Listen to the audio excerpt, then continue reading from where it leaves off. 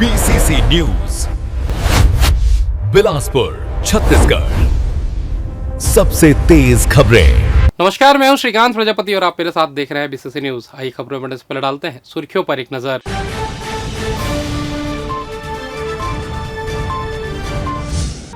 Local train टकराई मालगाड़ी से, मचा हड़कंप, बड़ी संख्या में यात्री हुए घायल, कई की हुई मौत। श्री गुरु नानक जयंती के अवसर पर निकला नगर कीर्तन जुलूस, जगह जगह हुआ स्वागत। रेत घाट में अवैध उत्खनन का खेल, जारी है अवैध कारोबार। छात्रा ने अरपा नदी में कूदकर दी जान, परिजनों का हो रहा बुरा हाल। तो ये थी सुर्खियां, खबरें विस्तार से। मंगलवार दोपहर को कोरबा से बिलासपुर की ओर आ रही लोकल मेमू ट्रेन एक मालगाड़ी से जाकर टकरा गई, जिससे रेलखंड पर अफरा तफरी का माहौल मच गया। यह हादसा गतौर और बिलासपुर स्टेशन के बीच लाल खदान के पास तोरवा थाना क्षेत्र में हुआ। जानकारी के अनुसार मेमू ट्रेन की एक बोगी मालगाड़ी के पिछले हिस्से से टकरा कर उसके ऊपर चढ़ गई, जिससे कई यात्री फंस गए।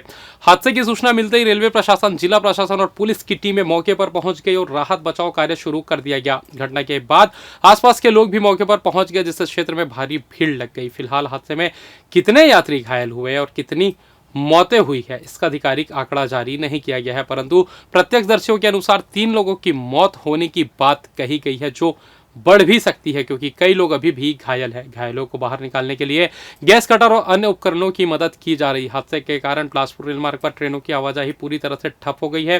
रेलवे ने अन्य ट्रेनों को नियंत्रित कर वैकल्पिक व्यवस्था शुरू की है। वरिष्ठ अधिकारियों भी घटनास्थल की ओर रवाना हो चुके हैं। प्रारंभिक जांच में दुर्घटना का कारण सिग्नलिंग या तकनीकी त्रुटि बताया जा रहा है, हालांकि अभी इसकी आधिकारिक पुष्टि नहीं हुई है। इस घटना से यात्रियों में दहशत का माहौल और इलाके में हड़कंप मच गया है।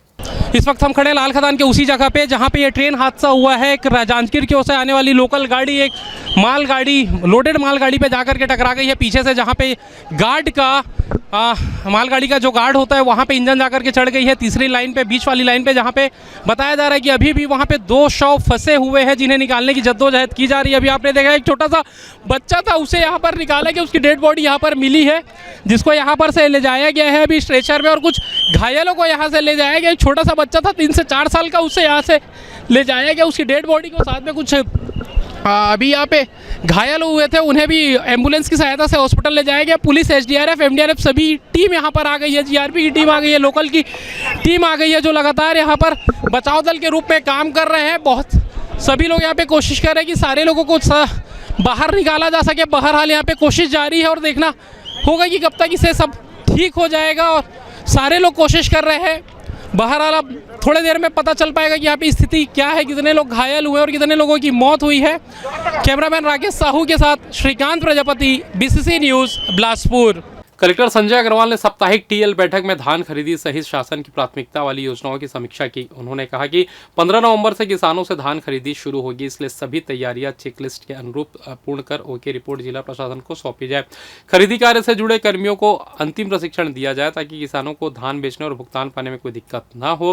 बैठक में नगर निगम आयुक्त अमित कुमार, जिला पंचायत सीईओ संदीप अग्रवाल सहित अन्य वरिष्ठ अधिकारी उपस्थित रहे। कलेक्टर ने कहा कि दिसंबर अंत तक निर्धारित लक्ष्य का 75% कार्य पूरा किया जाएगा। पीएम किसान सम्मान योजना से वंचित किसानों की पहचान कर उन्हें लाभ दिलाने के निर्देश दिए गए हैं। उन्होंने बताया कि पीएम सूर्यघर निःशुल्क बिजली योजना के तहत अब तक करीब 4000 आवेदन प्राप्त हुए हैं। शिविर लगाकर अधिक से अधिक लोगों को इसका लाभ पहुंचाने कहा गया है। शहरी क्षेत्रों में अंधेरे और असामाजिक गतिविधियों वाले स्थानों पर बिजली और स्ट्रीट लाइट लगाने के प्रस्ताव तैयार करने के निर्देश दिए गए। इसके लिए नगर निगम और सीएससी संयुक्त रूप से कार्य करेंगे। कलेक्टर ने रबी फसलों में कम पानी वाले फसलों को बढ़ावा देने की बात कही और 12 से 14 नवंबर तक बेहतराई स्टेडियम में होने वाले सांसद खेल महोत्सव की तैयारियों की भी समीक्षा की।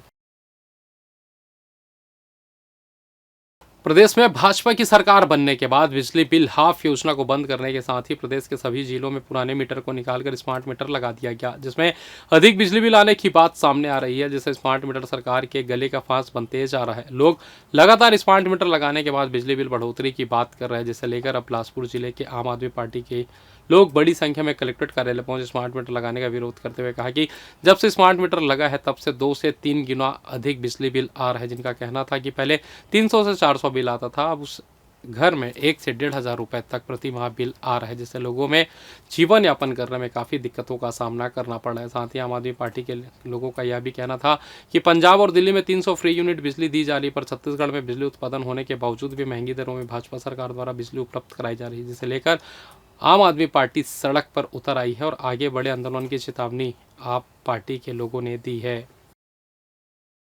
सिख धर्म के प्रथम गुरु और संस्थापक गुरु नानक देव जी की जयंती पूरे श्रद्धा और भक्ति भाव से मनाई जा रही है। इस अवसर को गुरु पूर्ण या प्रकाश पर्व के रूप में जाना जाता है। शहर के सभी गुरुद्वारों में विशेष सजावट की गई है और गुरु ग्रंथ साहिब के पाठ के साथ भजन कीर्तन का आयोजन हो रहा है। श्रद्धालु बड़ी संख्या में गुरुद्वारों में पहुंचकर मत्था टेकते रहे और लंगर सेवा में शामिल होकर गुरु नानक देव के उपदेशों को आत्मसात करते रहे।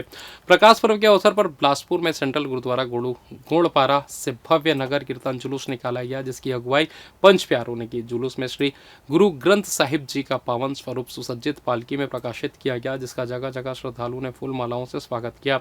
नगर कीर्तन के आगे गतका दल ने पारंपरिक युद्ध कला का शानदार प्रदर्शन किया, जिसने लोगों को खूब आकर्षित किया। इस दौरान दयालबंद क्षेत्र में भाटिया परिवार की ओर से श्रद्धालुओं का भव्य स्वागत किया गया। यहाँ सात संगत को फल, पानी और प्रसाद वितरित किया गया। बड़ी संख्या में बच्चे, महिलाएं और बुजुर्ग नगर कीर्तन में शामिल होकर गुरु नानक देव जी के संदेश एक ओंकार सतनाम को आत्मसात करते नजर आए।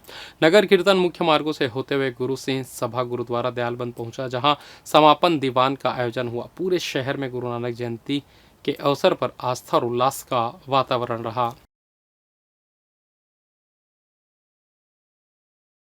कलेक्टर संजय अग्रवाल ने आयोजित साप्ताहिक जनदर्शन में जिले के विभिन्न ग्रामीण अंचलों से पहुंचे लोगों की समस्याएं सुनी और उनके आवेदन प्राप्त किए। उन्होंने प्रत्येक फरियादियों से व्यक्तिगत रूप से चर्चा कर संबंधित अधिकारियों की आवश्यक कार्रवाई के निर्देश दिए। जनदर्शन में जिला पंचायत सीईओ संदीप अग्रवाल एवं निगम आयुक्त अमित कुमार भी मौजूद रहे। कोटा ब्लॉक के ग्राम खेरा के ग्रामीणों ने शिकायत की कि धीरेन्द्र कुमार साहू ने सरकारी रास्ते का निर्माण कार्य शुरू कर दिया है, जिससे किसानों को खेतों तक आने जाने में दिक्कत हो रही है। कलेक्टर ने मामले की जांच के लिए एसडीओ कोटा को निर्देशित किया।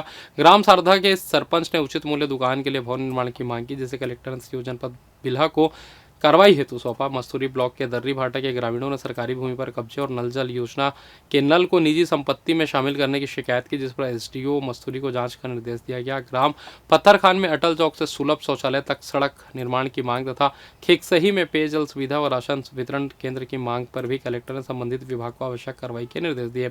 इलेक्ट्रिक व्हीकल सब्सिडी से संबंधित आवेदन आरटीओ को सौंपा गया है।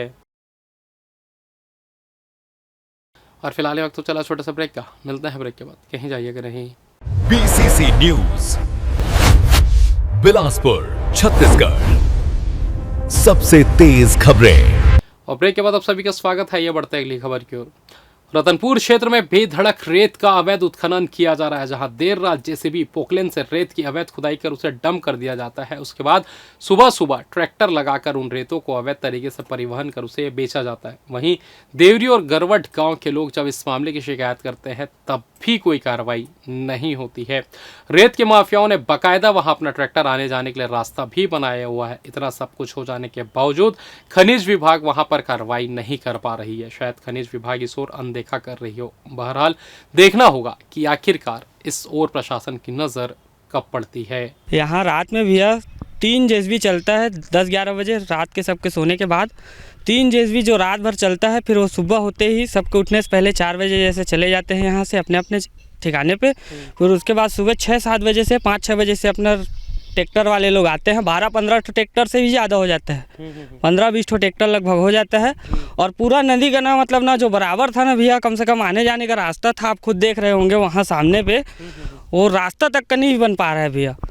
और यहाँ का हम लोगों का जो पंच सरपंच है वो लोग कार्य कर रहे हैं, इस बात पे मुद्दा उठाते हैं, लेकिन इन लोगों का जो दबदबाव है ना, ये जो रेत माफिया लोग बन चुके हैं ना, उन लोगों का दबदबा इतना हो चुका है ना कि उन लोगों को बेखौफ रूप से मतलब हमारा कोई कुछ नहीं कर सकता बोल के यहाँ बेखौफी से आप लोग देख सकते हैं चारों तरफ कितना रेती निकला हुआ होगा। और ये आप 2 दिन बाद आएंगे तो पूरा रेती खत्म हो जाएगा। देवरी और गलवट के अवैध रेत घाट पर पीसीसी न्यूज की टीम ने जायजा लिया, जहां चारों तरफ केवल रेत के टीले नजर आ रहे थे। इस वक्त हम खड़े गड़वट और देवरी गांव के बीच इस नदी में, जहां पे आप देख सकते हैं कि किस तरीके से अवैध रेत उत्खनन करके यहां पर टीला बना करके रख दिया गया है। आपको बता दें कि विधानसभा में बेलतरा विधायक ने मुद्दा उठाया था कि अवैध खनिज उत्खनन हो रहा है, जिसके बाद मंत्री ने आदेश दिया कलेक्टर ने गाड़ियां पकड़वाई, अवैध उत्खनन और अवैध खनिज की परिवहन करने वाली गाड़ियों को लगातार पकड़ा जा रहा है, लेकिन अभी भी उसी क्षेत्र में देवरी और ये गड़बड़ के क्षेत्र में देख सकते हैं कि अभी भी इतने सारे टीले हैं। ट्रैक्टर में रेत माल लोड हो रहा है जो कि बाकायदा अवैध उत्खनन करके रखा गया है और उसे यहाँ से ट्रांसपोर्टिंग परिवहन किया जा रहा है। एक बात समझ से परे है कि आखिर इतने बड़े पैमाने में रेत का यहाँ टीला बना करके रखा गया है, रेत अवैध उत्खनन हो रहा है, बावजूद इसके इस बात की जानकारी शायद यहाँ के प्रशासन को नहीं है या उनकी मिलीभगत की वजह से अभी भी यह बदस्तूर जारी है। अभी भी रेती के टीले यहाँ पर बना करके रखे हुए और एक ट्रैक्टर आपको अभी भी नज़र आ रहा है जिस ट्रैक्टर में बदस्तूर रेत भर रहे हैं लोग। ये देखिए कि यहाँ पे रास्ता बाकायदा बनाए हुए हैं और यहाँ पे खोद करके रास्ता बना है, उसी रेती को पाट दिया जिस रेती को यहाँ पे छन्नी कर रहे हैं। यहाँ के स्थानीय निवासियों का कहना है कि देर रात यहाँ पे जेसीबी आती है, अपना काम करती है, खोदाई करती है और सुबेरे 15 से 20 ट्रैक्टर आते हैं, लोग आते हैं और ऐसे जैसे टीले हैं उनको रेतियों को अपनी गाड़ियों में भर करके बेचने का काम करते हैं। पंच सरपंच कोशिश तो करते हैं कि शायद ये बच जाए, लेकिन यहाँ के जो बाहुबली दबंग या पावरफुल लोग हैं उनकी वजह से यह रेत आज भी नहीं बच पा रहा है। देखना होगा कि अब इस मामले में प्रशासन की नज़र कब तक पड़ती है और इस अवैध उत्खनन और परिवहन को वह कैसे रोकती है। कैमरामैन पंकज मसीह के साथ Shrikant Prajapati, BBC news, Bilaspur. Chhattisgarh high court के चीफ जस्टिस रमेश सिन्हा ने रायपुर में ब्लैकमेलिंग और सूदखोरी के मामले में हिस्ट्री शीटर रोहित तोमर और वीरेंद्र तोमर की अग्रिम जमानत याचिका खारिज कर दी है। वहीं दोनों की पत्नियों और भतीजों को जमानत मिल गई है। सरकारी वकील ने बताया कि तोमर बंधुओं पर करीब 16 आपराधिक मामले दर्ज है। पुलिस छापेमारी में उनके घर से हथियार, कारतूस, खाली चेकबुक और जमीन के दस्तावेज बरामद हुए थे। वे बिना लाइसेंस के सूदखोरी करते थे। हाईकोर्ट ने इन तथ्यों को देखते हुए उनकी जमानत याचिका खारिज कर दी। हालांकि बचाव पक्ष ने कहा कि वे आगे अन्य कानूनी विकल्पों पर विचार करेंगे क्योंकि इसी केस में बाकी आरोपियों को राहत मिल चुकी है। रायपुर के तेलीबांध और पुरानी बस्ती थानों में दोनों भाइयों पर एक्सटॉर्शन और सूदखोरी के कई केस दर्ज है। पुलिस ने जांच में इसे संगठित अपराध से जोड़ा हुआ मामला बताया और अब तक 7 अलग अलग एफआईआर दर्ज की जा चुकी है।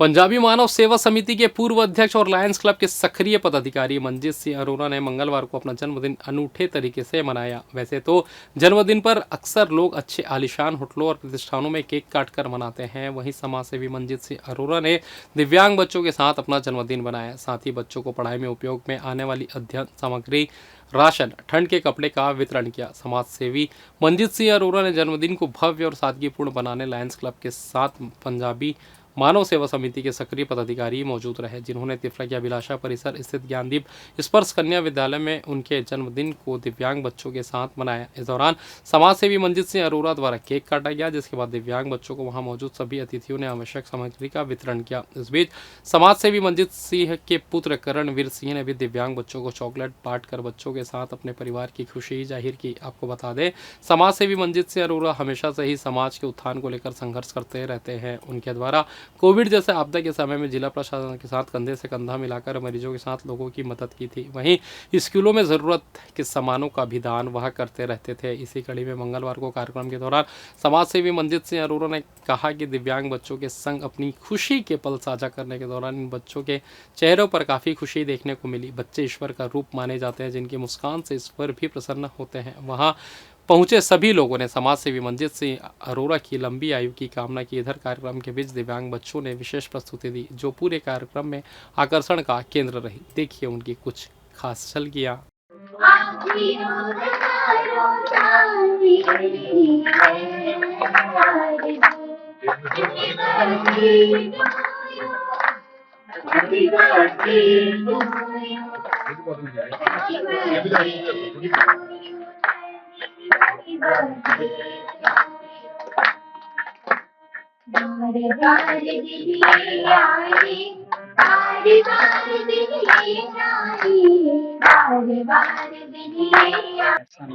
हम लोग लायंस क्लब बिलासपुर के सदस्य हैं और विश्व की सबसे बड़ी संस्था मानव संस्था लायंस क्लब इंटरनेशनल है।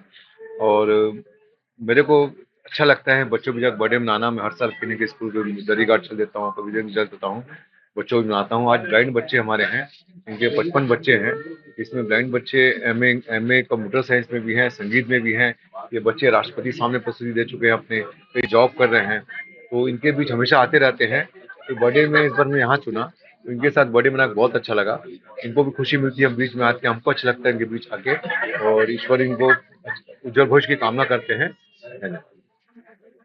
लायंस क्लब बिलासपुर मेन और साथ में पूरा लायंस परिवार बिलासपुर एक साथ उपस्थित है हमारे सेवाभावी लायन मंजीत सिंह अरोड़ा जी के जन्मदिन के अवसर पर, जो कि जहां भी किसी भी जरूरतमंद की जरूरत पड़ती है और आपको वहां पर मंजीत अरोड़ा का नाम सुनने को मिलेगा। तो आज एक बहुत ही यथार्थ और बहुत ही सच्ची सेवा इस अंधमुख शाला में आकर हमें एक आत्मिक आनंद की प्राप्ति हो रही है, और मैं ईश्वर से प्रार्थना करता हूं कि ईश्वर इन्हें शतायु बनाए और हमेशा सेवा करते रहे, मुस्कुराते रहे और लोगों को मुस्कुराहटें बांटते रहे। हमारा लायंस क्लब बिलासपुर एक इंटरनेशनल संस्था है और बिलासपुर में इसकी स्थापना 60 वर्ष पहले हुई थी। 60 वर्ष में लगातार हमने जो है मानव सेवा के क्षेत्र में अलग अलग प्रकार के काम किए हैं।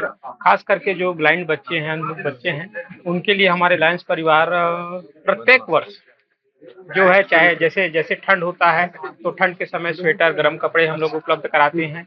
वैसा ही जब समस्या आती है स्वास्थ्य, तो जगह जगह पे स्वास्थ्य शिविर लगाते हैं, और साथ में इनके लिए जो जरूरत आवश्यक वस्तुएं हैं, जैसे आज आप देख रहे हैं, तो उसी तरीके से जो राशन के सामान है, जो उनके दैनिक जीवन में जो बाल्टी है, मग्गा है, इस तरह के उपयोगी जो वस्तुएं हैं, चाहे पंखा हो, कूलर हो, इस तरह सारी चीजें हम लोग अवेलेबल कराते हैं। और ये हमारा काम प्रत्येक वर्ष होता है। हमारे प्रत्येक वर्ष में अलग अलग हमारे लायंस क्लब के अध्यक्ष और सचिव और कोषाध्यक्ष बदलते रहते हैं, लेकिन सबका मूल मोटो यही है कि परहित सरस धर्म निभाई, पर पीड़ा सम नहीं अदमाई। तो इस वर्ष मैं यहाँ का अध्यक्ष हूँ इस लायंस क्लब बिलासपुर का, और हम यहाँ आकर सेवा कर रहे हैं, उसके लिए हम स्वयं को अपने आप को गौरवान्वित महसूस कर रहे हैं। बिलासपुर से एक ऐसी खबर आई है जिसने हर किसी को झकझोर दिया है। मोबाइल जो आज हर हाथ में है, एक 15 साल की मासूम जिंदगी के लिए जानलेवा साबित हुआ। सरकंडा थाना क्षेत्र की 9वीं की छात्रा ने घर वालों की डांट से आहत होकर देर रात छठघाट पुल से नदी में छलांग लगाकर अपनी जान दे दी। रात भर चले सर्च ऑपरेशन के बाद गोताखोरों ने छात्रा का शव बरामद किया। यह दर्दनाक घटना बिलासपुर के सरकंडा थाना क्षेत्र की है, जहां राजकिशोर नगर की रहने वाली 9वीं की छात्रा ने देर रात करीब 2:30 बजे घर से निकलकर सीधे छठघाट पुल का रुख किया और फिर कुछ ही मिनटों में नदी में छलांग लगा दी। बताया जा रहा है कि परिजनों ने उसे मोबाइल चलाने से मना किया था, जिससे वह नाराज होकर उसने यह खौफनाक कदम उठाया। सूचना मिलते ही पुलिस और गोताखोरों की टीम मौके पर पहुंची और घंटों की मशक्कत के बाद छात्रा का शव नदी से बरामद किया गया। सरकंडा टीआई प्रदीप आर्य ने बताया कि परिजनों ने मोबाइल चलाने से मना किया था। इसी बात से आहत होकर नाबालिग ने आत्महत्या कर ली। पुलिस ने मर्ग पंचनामा कर शव को पीएम के लिए भेज दिया और अब मामले की जाँच की जा रही है। इस घटना ने पूरे इलाके को सदमे में डाल दिया है। एक छोटी सी नाराजगी, एक पल का गुस्सा और एक मासूम जिंदगी खत्म। मोबाइल जो मनोरंजन का जरिया है, वह अब एक परिवार के लिए मातम का कारण बन गया है। और फिलहाल इस बुलेटिन में बस इतना ही। मुझे दीजिए इजाजत, फिर होगी आपसे मुलाकात। तब तक देखते रहिए बीसीसी न्यूज़। नमस्कार। बीसीसी न्यूज बिलासपुर छत्तीसगढ़, सबसे तेज खबरें।